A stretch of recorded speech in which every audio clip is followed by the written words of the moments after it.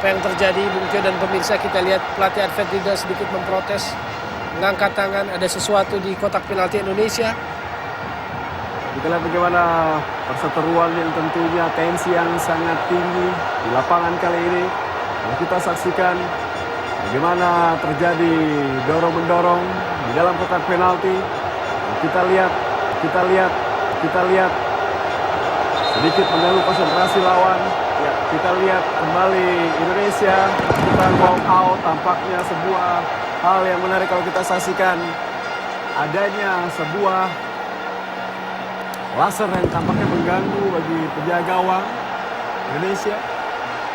Tampaknya wasit pun menghentikan pertandingan.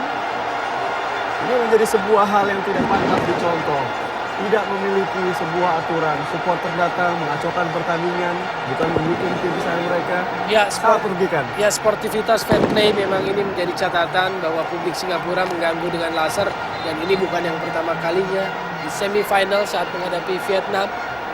Ya, Malaysia di semifinal saat menghadapi Vietnam, supporter Malaysia juga mengganggu penjaga gawang dari Vietnam, dan sempat di gol pertama Muhammad Safis Ali, penjaga gawang Budi Tantrong, mengakui bahwa dia terganggu dengan laser saat Muhammad Safis Ali melakukan sundulan memanfaatkan tendangan bebas dari Syafiq Rahim. Ya, kita lihat bagaimana diskusi antara Raja Gopal, Alfred Riedel dan juga wasit Toma Masaki. Tampaknya selain laser pun di sana kita lihat bagaimana suara petasan bergemuruh di Stadion Nasional Bukit Jalil. Tampaknya ini sebuah hal yang tidak boleh dilakukan oleh supporter yang datang ke stadion. Kita saksikan pun Menpora hadir di sana. Ya, kita harus belajar dewasa, supporter harus belajar dewasa bagaimana pertandingan, ada aturan-aturan. Pemain-pemain kita juga harus tetap, saya pikir, dalam konsentrasi yang tinggi. Kita punya kualitas sebetulnya, kita punya kualitas. Rekor kita sempurna. Bahkan kalau kita lihat catatan hingga semifinal, the best team sepanjang turnamen ini adalah Indonesia. Ya. Dan Malaysia adalah dalam posisi yang sedang mengejar Indonesia. Jadi kita melihat bagaimana ngototnya mereka, walaupun saya tidak membenarkan ada yang namanya petasan, mercon, lalu laser di stadion. Ya, sebuah hal yang tampaknya memang jangan ditiru oleh supporter Indonesia, karena supporter Malaysia tampaknya tidak memiliki aturan.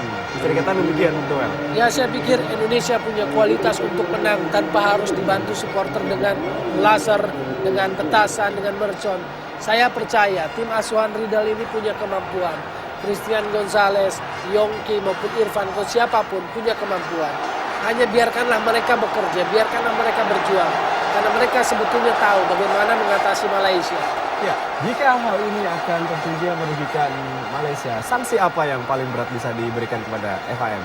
Saya pikir mereka akan mendapatkan sanksi, misalnya mereka akan diskor atau mendapatkan ban, tidak bisa melaksanakan pertandingan internasional. Dan ini adalah wasit dari Jepang, inspektor pertandingan tadi juga sudah dilapori, bahkan sebelum pertandingan juga saya pikir ancaman atau gangguan dari sinar laser sudah dibicarakan pula. Apa kita masih menunggu apa keputusan dari wasit Toma Masaki dan juga inspektur pertandingan, apa yang akan dilakukan di pertandingan ini yang terhenti di menit ke-54. Tentunya masih 0-0 di leg pertama final Piala AFF 2010. Ya, ini menjadi sebuah hal yang sangat memalukan tentunya bagi Malaysia, karena mereka tidak mampu menjalankan tugasnya sebagai tuan rumah dengan baik. Dan tampaknya banyak sekali petasan yang masuk ke stadion. Ini tidak ada di Indonesia, sebuah kebanggaan bagi Indonesia tentunya. Ya, saya pikir perlu belajar bahwa Indonesia harus menghilangkan petasan. Dalam pertandingan semifinal terakhir masih ada dari tribun atas petasan-petasan yang masih lolos. Saya pikir Indonesia harus menunjukkan bangsa yang lebih besar, supporter bola yang lebih beretika, tahu sportivitas, tahu fair play. Tidak perlulah melakukan hal seperti itu, karena tim kita saat ini tim yang sedang bertumbuh, terus menciptakan sebuah progres. Bahwa dalam pertandingan ini Indonesia sedang kesulitan, ini normal, ini away pertama. Dan kita lihat Malaysia pun sudah berubah dibandingkan penampilan perdana. Tapi kita belum kalah, kita masih 0-0. Dan kalau kita ada gangguan, sebetulnya yang rugi adalah dua tim ini. Ya, betul. Kalau kita lihat ke pertandingan, Anda melihat apakah terjadi sebuah perubahan dilakukan oleh Alfred Riedel di babak kedua tadi? Saya pikir belum terlalu terlihat, karena Malaysia juga coba ambil ritme dengan kontrol. Yang pasti sebetulnya kehilangan Amirul Hadi adalah keuntungan bagi kita.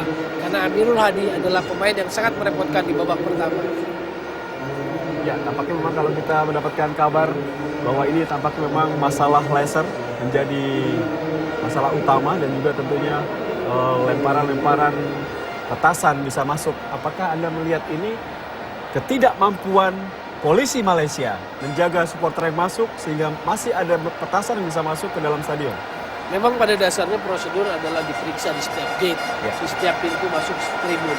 Tetapi memang yang luar biasanya, entah kenapa supporter selalu bisa meloloskan barang-barang yang sebetulnya tidak boleh, misalnya petasan dan sebagainya. Padahal yang namanya minuman air minum mineral pun kan dipindahkan dari botol plastiknya ke dalam kantong plastik. Lucunya tapi petasan bisa masuk, laser bisa masuk. Walaupun sebetulnya agak sulit ya. Laser mengincar mata itu sebetulnya sulit karena penjaga gawang Markus kan selalu bergerak. Agak sulit. Tapi ini sebuah gangguan.